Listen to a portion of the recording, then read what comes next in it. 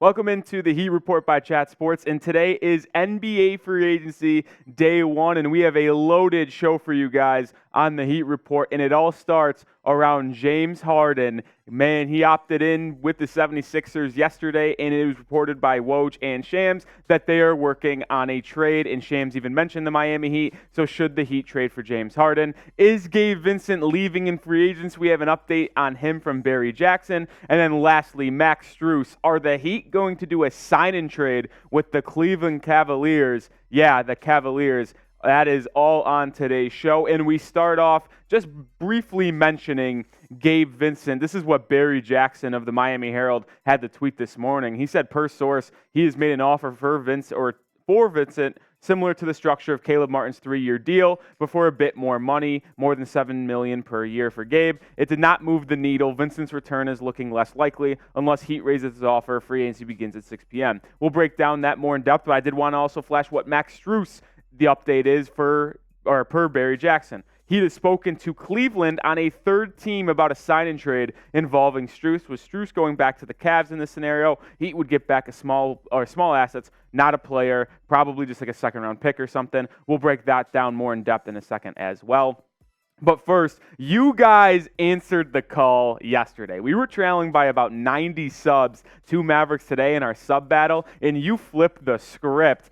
While we lead now by about 160, absolutely dominating Mavericks today, the Heat Report came to play. And just a reminder, the loser, when it's all said and done at 6 p.m. Eastern time today, the loser of Mavericks today and Heat Report will have to do a beer shotgun on the other channel. So if we keep this up and you hit that sub button, looks like Harrison Graham of Mavericks today is going to have to do a shotgun on the Heat Report. So make sure you hit that sub button. Let's finish strong and close it out as we head into NBA free agency starting at 6 p.m. Eastern. All right, let's go back to Gabe Vincent now because I thought this was a pretty interesting news for the Heat here. Vincent, obviously someone the Heat want to retain, and they've been open to saying this, that they want to bring back Vincent. He was very key in that NBA Finals run, so why wouldn't the Heat want to bring back Vincent, who played very well, rose to the occasion, was good against the Bucks, good against the Celtics, and pretty decent in that NBA Finals. But the problem is that I think Vincent wants too much money.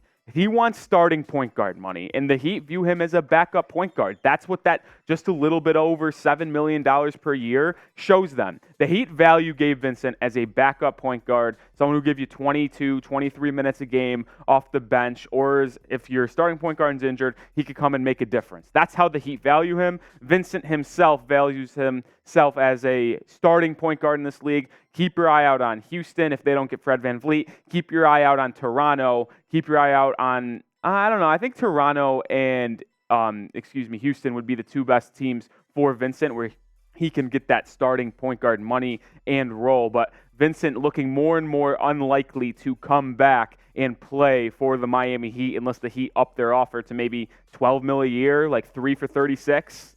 Maybe that's what Vincent's looking for, but as of now, Vincent is not getting that. Let's move over to Max Strus now because this one is the most intriguing news to come out of this morning from the Miami Heat. And speaking with the Cavs on a potential sign-in trade is something I did not expect. I mean, Max Strus, would he come off the bench? Would he play the 3 in Cleveland? Like, think about their starting lineup. They have Garland and Donovan Mitchell in the backcourt. They have Okoro at the 3, and then Evan Mobley and Jared Allen at the 4-5. Are they slotting in Max Strus at the 3 here, or are they planning to bring him off the bench? We know based off yesterday's video and all the news surrounding Max Strus that a lot of interest is out there. And the Pacers could give him $16 million a year, 3 for 48. That's more than the mid-level exception.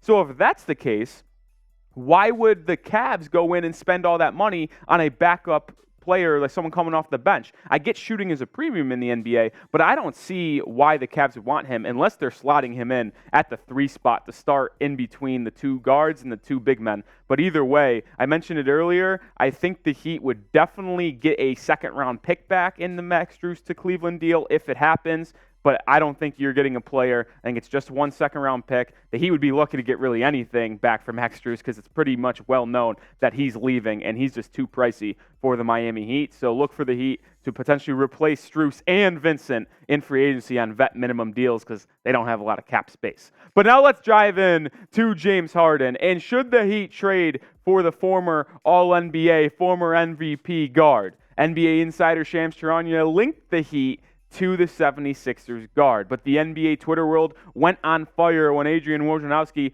tweeted this yesterday afternoon. 76ers guard James Harden is picking up his $35.6 million option, and sides are beginning to work together and exploring trade scenarios. This is just absolutely wild, and I did not see this coming. I thought there was two outcomes for James Harden. One, he was going to opt out and just go into free agency and test his waters there and sign a multi-year deal. Or two, he was going to opt in, play a year with the Sixers, and then reevaluate things after that and run it back with Embiid, Nick Nurse, and Tobias Harris and Tyrese Maxey. But nope, apparently he wants a trade. Woj followed it up by saying this: the Clippers and Knicks are expected to be among teams that will engage with the Sixers on a potential James Harden trade. And the Clippers make all the sense in the world, by the way. I don't think there's any way he's not a Los Angeles Clipper. But then Miami Heat Twitter went nuts when Shams Charania said on his show that he said this: the Clippers and Heat are expected to emerge in this process for James Harden. I'm told teams across the league understand a player like Harden will likely reach a preferred destination. And I'll say this does not surprise me whatsoever. And I have a couple takes on this situation, why Shams would mention the Heat for James Harden. And I don't think it's actually real interest from the Miami Heat. But of course, the Heat are going to be linked to James Harden. They were 2 years ago before Harden was traded to Philadelphia and Brooklyn. And they refused to put Tyler Hero in that deal. So now Harden, after going to Brooklyn and Philadelphia, it wouldn't surprise me that the Heat were interested in once again. But this is what Harden did last season for Philadelphia. 21 points a game, 10.7 assists, 6 rebounds a night, shooting 44.1% from the field and 38% from three. You look at these numbers and you're like, damn, I want him on the Miami Heat. He's productive as hell. But just look at this now. The last 3 years in Philly, he's basically put up 21 points a night each of his 2 seasons in Philadelphia. But my problem with him is the efficiency, and he doesn't show up when it matters the most. He was decent in his efficiency this past season, but the first year in Philly, 40% from the field, 32% from three. Those are bad numbers. And then you look even in the postseason this year, in the first 2 years just the 2 years in Philly, 19 points a game. So that takes a little bit of a dip. The efficiency gets under 40%. I know I'm cheating a little bit, but 39.9 and 37.3% from three. The efficiency from James Harden in the playoffs are not great, and I am pretty split on James Harden. I think there's a lot of pros for Harden coming to Miami and the Heat acquiring him, and I think there are a lot of cons as well, and we're going to go through that just in a second here. But I got to ask you, it's our pinned comment on today's show, so let me know what you guys think in the comment section. But would you trade for James Harden? I'm not saying should the Heat, will the Heat. Would you trade for James Harden? Do you want him on the Miami Heat? Type T for trade, type P for pass.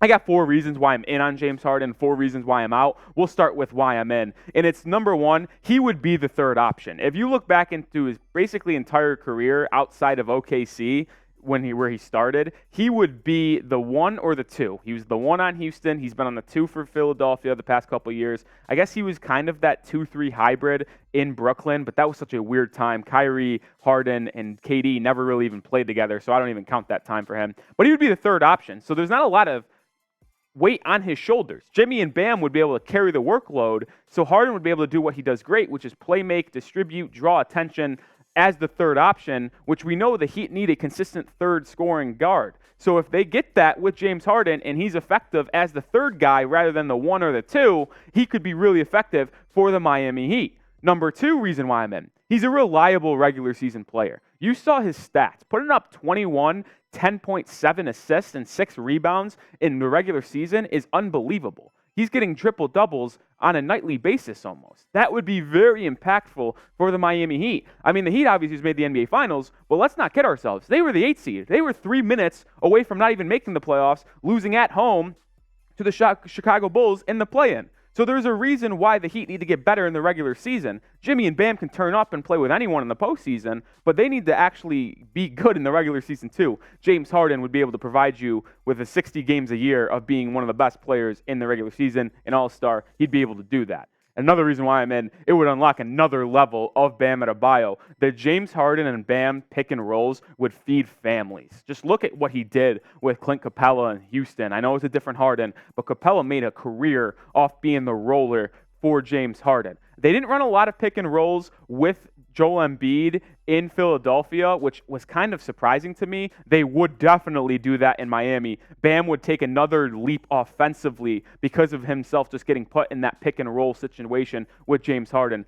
That duo would be very fun. And then you got Jimmy Butler sitting in the short corner. My goodness, that's a dynamic offense for sure. And he would be cheap to acquire. That's the final reason why I'm in. I don't think he would cost that much. I know a lot of people are floating around 1, 2 first-round picks. I don't think that's the case. I think if Miami wanted him, they would be able to just match salary and maybe 1 first-round pick, maybe just a second-round pick, depending what you offer. Like if you offer Tyler Hero, you'd probably only have to offer a second-round pick to go with it. But if you want to do like Lowry, Haywood Highsmith, and probably a first, that might get the job done as well. So I think he'd be pretty cheap to acquire. Our coverage here on the Heat Report doesn't stop with the Miami Heat at Chat Sports. We have everything. We cover the entire NBA, and we will be live for NBA free agency day 1 as it tips off at 6 p.m. Eastern, but we will be live at 4 p.m. Eastern. Make sure you subscribe to Chat Sports and click on this thumbnail if you see it later today. We have the best free agency coverage in the game, so make sure you subscribe and come check us out.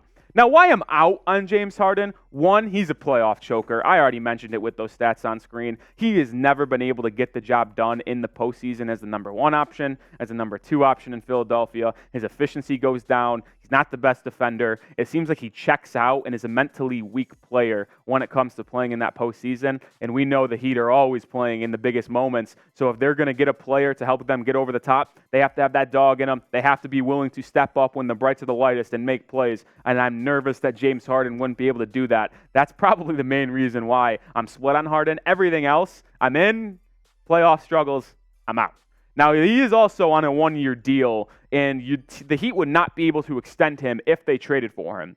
Because of the NBA rules and the way James Harden opted into the deal, the Heat would not be able to extend him if they acquired him. So he is going to be an unrestricted free agent no matter what next offseason. So if the Heat acquired him and they couldn't convince him to stay after 1 year, they would give up all those assets for Harden and only get him for 1 year. And if you don't win a championship, it would be a very bad move for Pat Riley. Another bad thing for James Harden is he commands the ball for him to be effective. I don't know if he can play off ball. He is best with the ball in his hands, playmaking, getting downhill, taking those step-back threes, and I just don't know in a Miami Heat, Eric Spoelstra-led offense if he can do that. The Heat are the best at their best when they're moving off ball. Jimmy Butler said it. He can go for that 30, 40 points per game when it matters the most, but they are the best when Gabe Vincent was involved, Max Strus was involved, Victor Oladipo when he was healthy, Tyler Hero when he was healthy.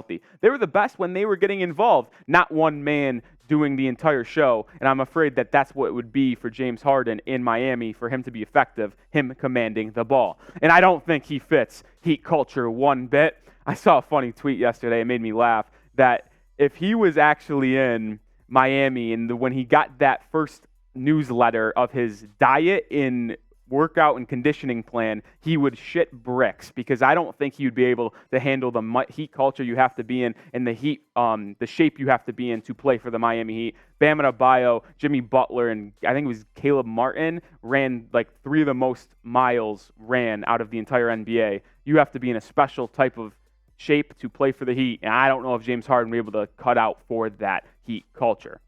Also, I also would rank him 3rd on my pecking order if potential guards that he could acquire. Obviously, number 1 is Damian Lillard. Number 2 is Kyrie. Even though they have to be a sign and trade, they'd get hard cap, so it's unlikely they do that. James Harden would be number 3. If the Heat had to go acquire a superstar guard, this would be my order. And I don't really think Harden's going to happen. I don't think the interest is real. And that's why I kind of think Shams Charania, he's linked in with the NBA agents and players. Woj is linked in with the front offices. Shams is linked in with the players and agents. So I think James Harden mentioned Miami to Shams. That's why Shams reported that. I don't think the Heat actually have interest.